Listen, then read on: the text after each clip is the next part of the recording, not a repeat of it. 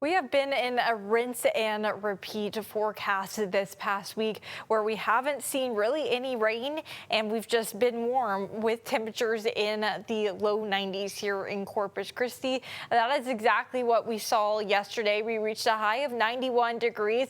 That is just shy of that average high for this time of year, sitting at 92 degrees. Today, we're going to be fairly similar. We're looking at a potential high of 92 degrees this afternoon with lots of sun available to help us get that warm. Now out towards the brush country, that's when we're going to be a tad bit warmer. We're looking at 97 degrees over in Freer and 98 degrees in Hebronville. So it is going to be a hot afternoon.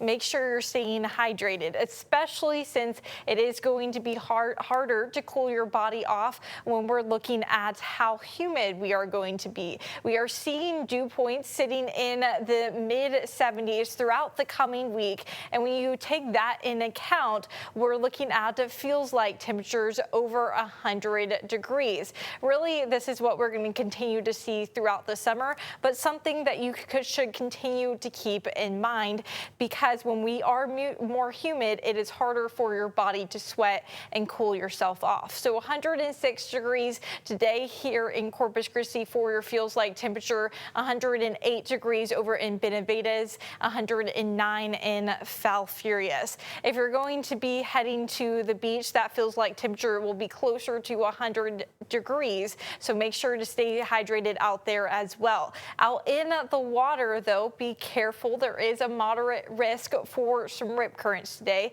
And if you do find yourself out in a rip current, make sure you swim parallel to the shore to get out of it and not parallel to the actual rip current itself. Now, if you're out at the beach this afternoon and into the evening, you might actually start to see some haze. That's going to filter in throughout the day as Saharan dust starts to move into the region. It does look like that our southern counties will start to see some of that haze first before the rest of us sees the haze.